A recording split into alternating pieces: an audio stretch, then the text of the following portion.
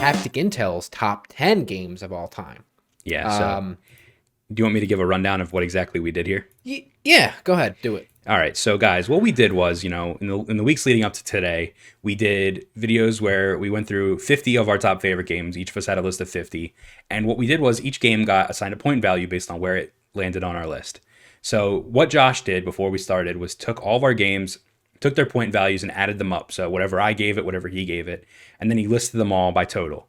So, what we have for you is a list of games. We're going to go over the top 10, which is essentially Josh and I's favorite video games of all time, averaged out. Me and him as friends, as a YouTube channel together. Yeah. And looking at the list, I'd say that these 10 games encapsulate our taste and, the games that you and I definitely both enjoy. So I'm excited. It's a good list, folks. Okay. It's a very good list. Before we hop into the actual top 10, do you want to do a couple of honorable mentions here, or you just want to go right in the top 10? What do you want to do? Well, my thing here is let's do the top 2 honorable mentions, because the rest are games that were pushed one way or the other because of one of us. Gotcha. I see what you're saying. Yep. Yeah. Okay. All right. So let's start off with, honorable mention number 1, our number 12 favorite game of all time. It's Doom 2016. Yeah. And I think that we both love that game. I think that game did a lot of cool things, and it reinvented that franchise, and it did exactly what it needed to do in the reinvention of Doom, right? Yeah. It was badass. The music was great. That's it. Yeah. It's a fantastic game. Yeah. All right, second honorable mention, Brett, is Resident Evil 2, specifically the remake. Yeah. That's a slapper. We both love that game. We both played through that game multiple times. Yep. So. Yeah, I think that game did it right. Resident Evil 3 missed the mark a little bit, remake, but Resident Evil 2 nailed it. Fantastic game. I love it. Yeah. All right. So let's hop into the top 10 here. Do you just want to rotate back and forth? Yeah, that's fine with me. Each read one. So why don't you go ahead and kick it off with our number 10? All right, number 10, very fitting game for our number 10. The game that kickstarted Haptic Intel, in my opinion, and it's The Last of Us, Part 1, the first game. Very fond memories of playing this game. Very fond memories of talking about this game with you, Josh. I mentioned it when we brought it up the first time. The Last of Us was a game that both of us played, and we took a long car ride when we first became friends somewhere, and we were just going back and forth about it in the car, like, oh, and this part happened. Oh, the part's so great. What about this part? So I think that, the nature of Haptic Intel, what we are as a channel, is we're two friends talking about games with you, the viewer, and all of that stemmed from The Last of Us, in my opinion. So yeah, that's a good summary. And listen, we've talked about the game a lot on our channel, talked about that series a lot, why it is, so good. The characters, it encapsulates some of our favorite stuff, which is horror, zombies, drama, and good characters. So it's a great game and a very worthy number 10 spot on our list. Absolutely. So. All right, so go ahead. What's number 9? Yeah. So our number 9, Brett, is Super Mario Odyssey. Of note, this was the same rank on both of our lists. Okay. And mind you, we didn't look at each other's lists at all before filming. Yep. So yeah, it was the same rank on both of our lists. For me, I love this game. It's the first Mario game that I ever played/beat. I enjoyed the fuck out of it. I'm not a normal platforming. I don't like platformers usually at all. Not that I don't like them, I'm just not good at them. And yeah, it's a fantastic game. It's so much fun. The movement, the moments in the game, the music, how everything connects, and it's a fantastic game. I don't know. Yeah, simply playing as Mario in this game is fun, and it's very clearly, in my opinion, the best 3D Mario game. Oh, so it took everything that made Super Mario 64 and Sunshine and Galaxy so great and put it all together, and that's what you get. Yeah, great game. Absolutely. All right, number 8 on Haptic Intel's top 10 favorite games of all time is Resident Evil 7. And Josh, if I'm looking at the numbers correctly, this was one that we were very close to putting in the same spot. Yeah, we was like one off of each other. Yeah. So Resident Evil 7 was another game that was a total reinvention of the franchise. It took what years and years and years of games have done to establish the franchise and said, we're going to change it up. We're going to make it first person. We're going to make a VR mode, which is incredible, by the way. And the story itself was just fantastic. Some of the scares in this game are ridiculous. I mentioned in our previous video when I forget his name now. When the guy busts through the fucking wall out of nowhere after the dinner table scene, it is so fucking scary, man. Yeah. The room you mentioned where you're in the little girl's kids room. Yeah, that's originally that's the only part I played in VR. I was like, let me try it out. Yeah. It lasted about 5 minutes. I was like, fuck no, absolutely not. Yep. And then I got out of it. Yeah. And there's a crazy boss fight at the very end, as is normal with most Resident Evil games. You fight a giant monstrosity, right? So Resident Evil 7 is fucking awesome. Yeah, great game. Yeah. All right, Brett. Number 9. No, 8? 7. 7. Jesus, my bad. I can't do math. Number 7 on our list is Portal 2. Now, this was a little bit off on like where we had it placed. I had it lower than you did. Yeah. But we both praised the game for very similar reasons. The puzzle, it's like it's the best puzzle game in our opinion ever made. It's the co-op is so unique. The story is awesome. The characters and Wheatley and just everything about this game slaps. And it took everything that was good about Portal 1 and expanded upon it and made it even better, which is nuts. Absolutely. I don't have anything else to add. If you want to hear my full thoughts, check out the video we put out previously. There's two things that I want to say. Number one, I said this in the previous video. Portal 2 makes Portal 1 look like a tech demo, and Portal 1 is an incredible game. So there's that. And number two, when you shoot a portal on the goddamn moon, that's it. That's fucking it. All right. Yeah. It's a slaptastic game. Yeah.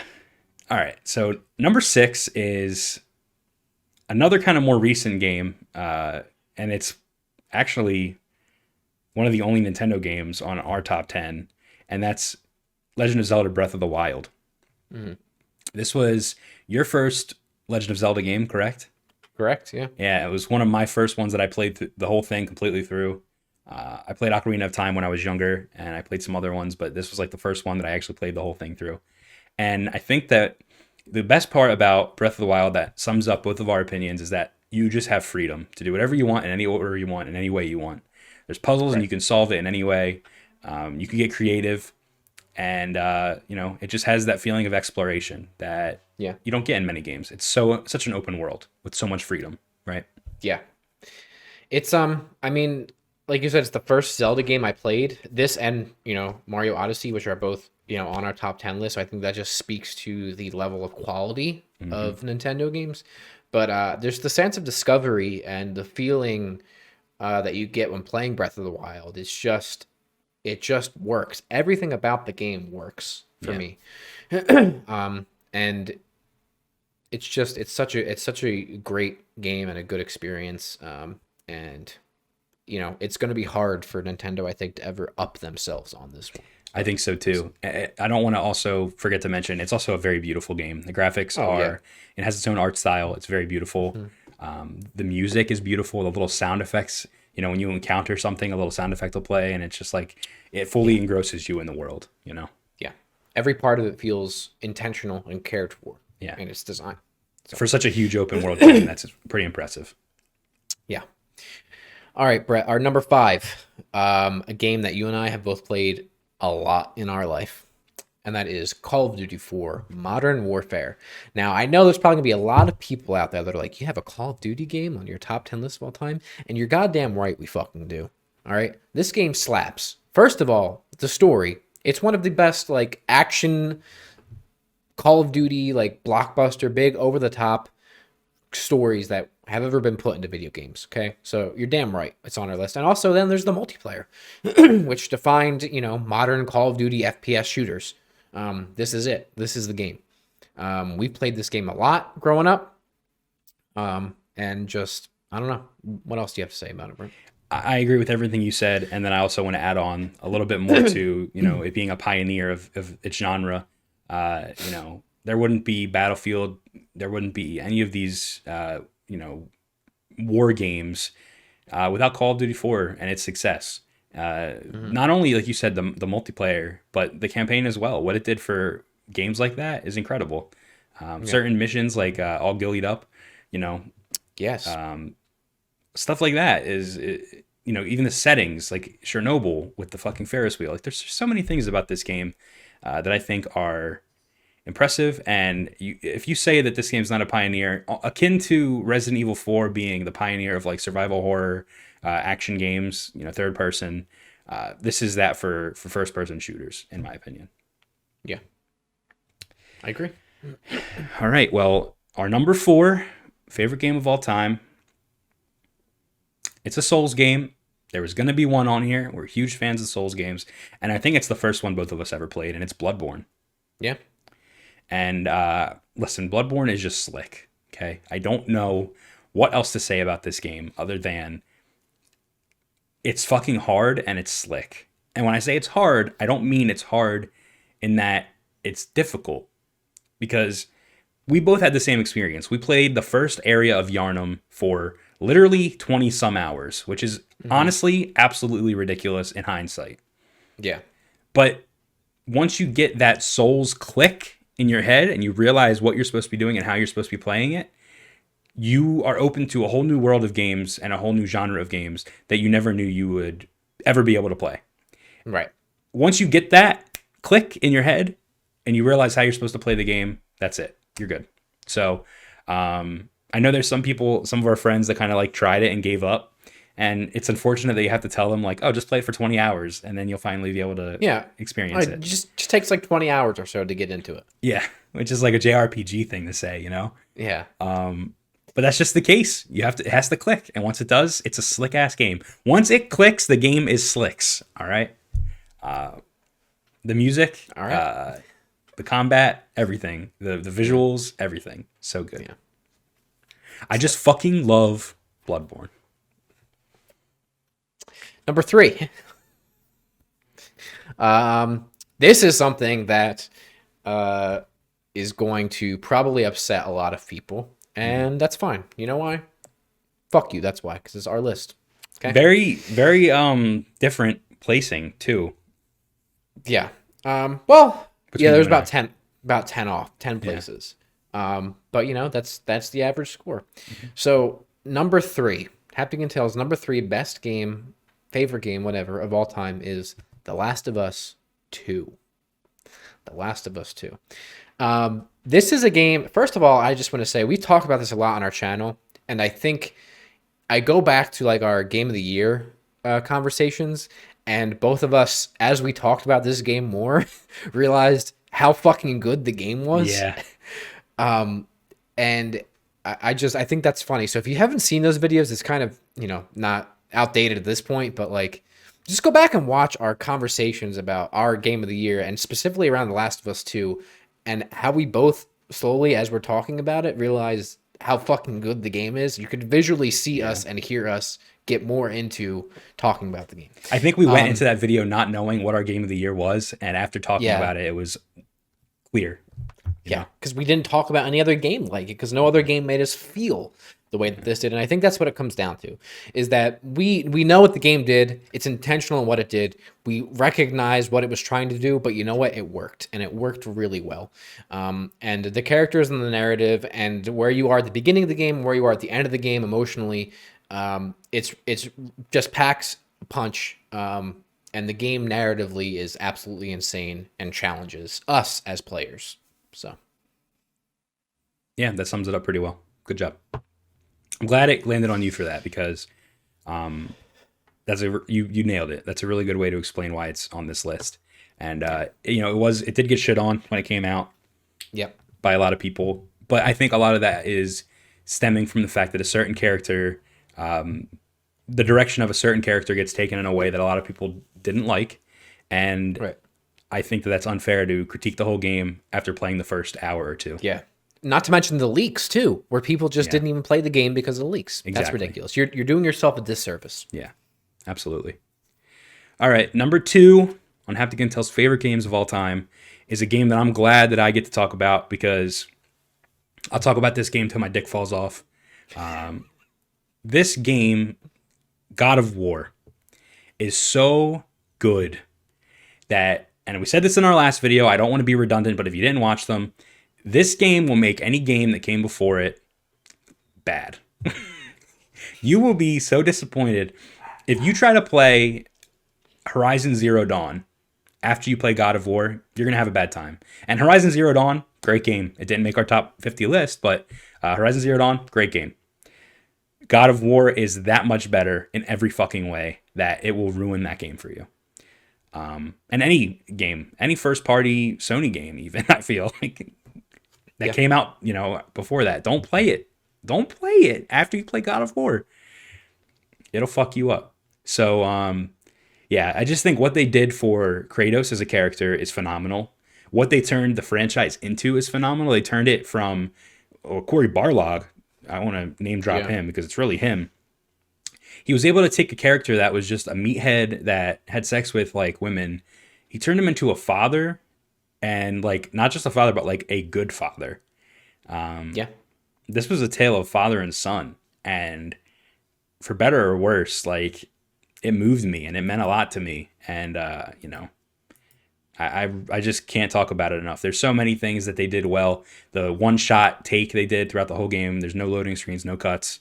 They hide loading screens in a very brilliant way, as you mentioned in our previous video, with the area you go to for the fast travel. What do you think? What else? I think you hit it on the head. Then there's the only thing I might add is the music too. Phenomenal. Boulder is a fantastic villain. Magni and Modi is a fucking slick ass boss fight. It's just such a good balance between challenging combat, mixed with really rewarding combat and tactile combat. It just, every part about this game just fires on all cylinders. The visuals, the worlds, everything. It's just it's as close to perfect as you can get, I feel like. I think so too. And a lot of people might be turned away because it's God of War and they missed out on all the other God of Wars. It doesn't matter. There's even a moment that is really truly only special if you know the lore of God of War, and like the history behind Kratos, and they still make it feel impactful even if you haven't played a single God of War game up to this point. Yeah, which we didn't. Neither of us did, really. Nope. I mean, the extent of my knowledge of Kratos came from freaking PlayStation All-Stars, which is very bad. So, so, a very worthy spot. But the problem is, Josh, that there's a game that beat that. Yeah. This is a game that had a near perfect score from us. That's right. Yeah. Go ahead. Now, only 2 points away from God of War on the list, right? So God of War had a 97 overall. This game is a 99 overall. And that is Persona 4 Golden. Wow. This game, folks. I'm not surprised that it's number 1 on our list, honestly. I figured when we started this whole thing, I was like, God of War and Persona 4 are going to be up somewhere at the very, very tippity top of both of our lists. And sure as shit, they're like number 1 and 2, like they're high. Persona 4 Golden, we talked about it a lot last week. But it is just, the word that we bring up is family. And that's what you feel like when you're playing this game. You feel like you're part of a family, and that's what stands out. Yes, the JRPG elements are slick and stylish, and the combat feels good, and this game can be challenging at points, but also really rewarding at points. And then there's the whole mystery aspect of it, which is nuts. But what it comes down to is the characters and the family that you feel like you are a part of. And emotionally, this game resonated with both of us a lot. You and I have discussed this game a lot, right? And it's been a pretty big bonding part for us and the Vita, and why we love the Vita so much. And honestly, maybe why we're as invested in the PlayStation ecosystem. That's the word I'm looking for. As much is really probably because of this game. So it's a great, fantastic game. Obviously. Do you have anything to add, Brett? Yeah, I think that, it's our number one. We recommend everyone try it out. It does take a little bit of time to get into it. If you're into Pokemon, then you shouldn't have a hard time getting into this. It's very similar. Pokemon is baby's first JRPG. It's a very similar formula to Pokemon, with a really great story, with a really great, mystery detective style thing. It's like Scooby-Doo and Pokemon fused together. That's what this game is. And I know that sounds silly, but so listen, my favorite way to play this game is not the PlayStation 2 version. It is the PlayStation Vita mobile handheld version that you could play in bed, a couple hours right before you fall asleep.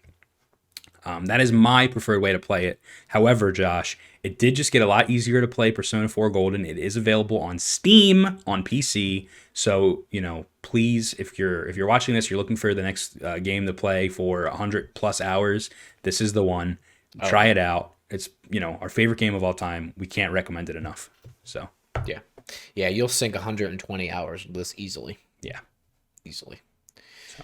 I hope it gets remade on PlayStation 5 and oh my play it God, dude. I've been listening to the Persona OST that they put on Spotify, which is all the Persona games. Yeah. And specifically Persona 4. This game's music, man, is just next level, folks. Like Persona 5 has slick music, Persona 3 has slick music. This game has it's just so good because there's bops and then there's music that's going to make you feel so cozy and comfy, and there's music that's going to make you want to cry, and it all fits. It all makes sense. Yeah. So Persona 4 Golden, I would love it to get ported to PS5, because I really am like hankering to play it again. As we talk about it, I need to platinum it too. I want to platinum it. Yeah. And I don't know if I want to do that on my Vita, so put it on PS5, please. Thanks. That'll do it. That's it. That is our top 10 favorite games of all time. An average between myself and Josh. It is Haptic Intel's list. Yeah. We hope you guys liked this series. We have talked and we'd like to do more series similar to it in the future. So, if you liked it, let us know. Jump in the comments below. Like the video, either the full pod or the individual video, whatever you're watching of it. Share it, subscribe, and suck us off. Thank you for watching. Please like, comment, and subscribe. Josh and Bret really need you too. I love them. So do it. It would be a shame if you missed more of their videos. Hit the notification bell too, so you know when there is a new upload.